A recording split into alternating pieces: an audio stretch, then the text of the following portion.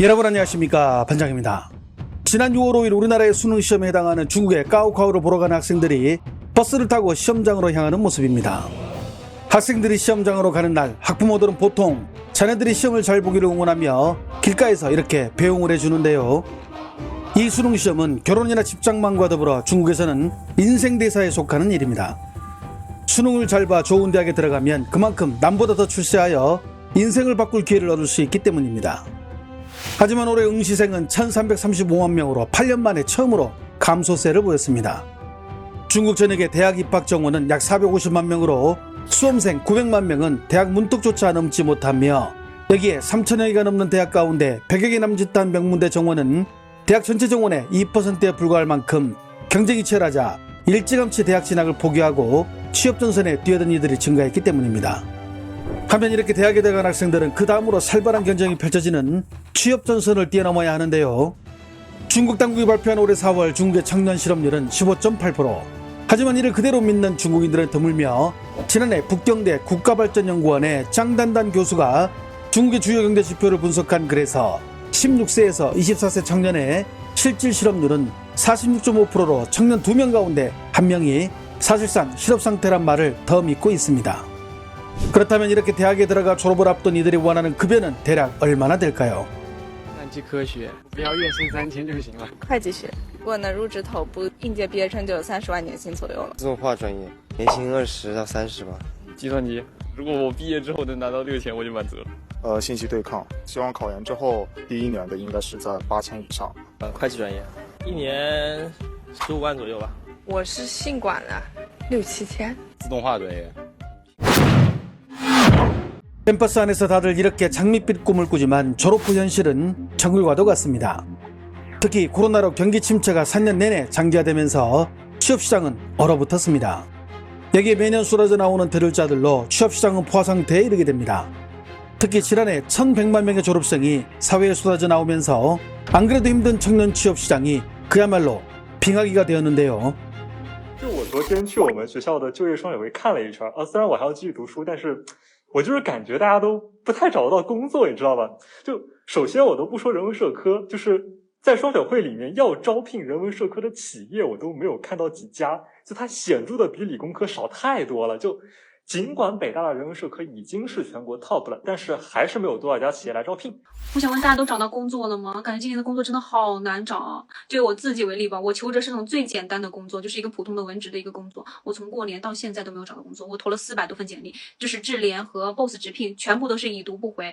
在我的老家广东省华集县，我们村上近40年以来，一共出了63个大学生，其中大学本科有50多个，剩下的有几个研究生学历的，博士生也有那么几个。但是这所有的大学生当中，没有一个是有出息的，全部在工地上搬砖，要么在工厂里面打螺丝。 문제는 올여름 또다시 신규 대졸자 1200만 명이 시장에 쏟아진다는 데 있습니다. 이는 역대 최대치로 청년 실업 문제가 장기화하는 가운데 관세 전쟁 여파로 세계 경제 불확실성이 커져 기업들의 채용이 줄고, 심지어 비교적 안정적인 일자리로 여겨져 인기가 높은 국유은행들조차 신규 채용을 대폭 줄이면서 사상 최악의 상황을 맞이할 것으로 중국 내 전문가들은 예측하고 있습니다. 그러다 보니 일찌감치 취업을 포기하고 거리에서 노점을 내는 젊은이들도 늘어나고 있는데요. 지난 5월 27일 인터뷰에 응한 이 청년 역시 마찬가지였습니다. 你今年多大24，你是什么学历背景？大专，学的什么专业当时？计算机。计算机啊？对啊，那为什么不搞计算机学呢？大专计算机不好搞嘛，就找不到工作当时。你干不过人家嘛，你尝试找了吗？尝试找了。你是什么时候开始决定要摆摊的？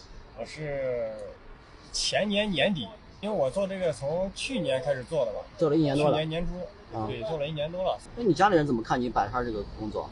我家里人挺支持的，现在我爸我妈也都在跟我一起做这个事。 틱톡이나 샤오홍슈 같은 중국의 플랫폼에 들어가면 2000년생 대졸자인데 내가 창업 1년 만에 2억을 번 방법이라는 영상들이 차고 넘쳐납니다.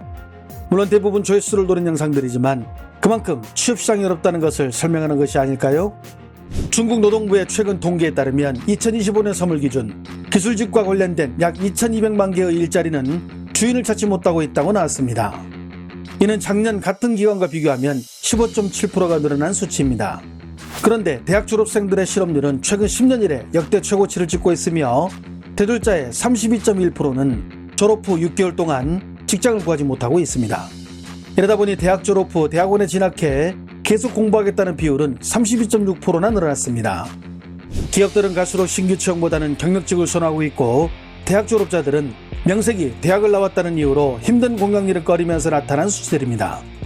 물론 이 가운데 그나마 공장보다는 덜 힘들다며 배달기사로 일하는 대졸자들도 계속 늘어나고 있습니다.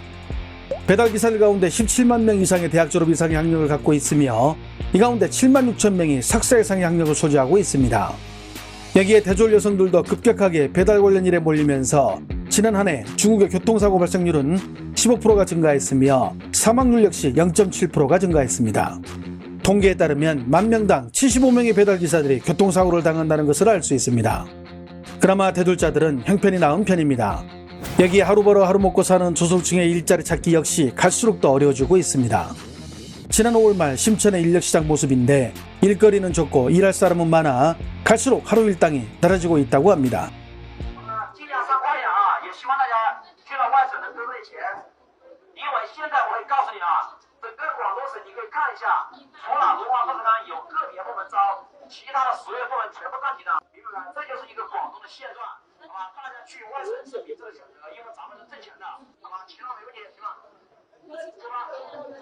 问一下这是去哪里啊？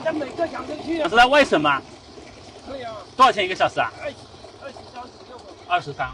지난 5월 초 대도시가 많은 남부지방인데도 경기가 안 좋고 돈이 돌지 않으니 일반 중국 서민들의 삶도 다들 힘들기는 마찬가지입니다. 吃馒头，你问他一天生活费多少钱？一天就10块钱呢。您都是在这边几点开始等活？六点多。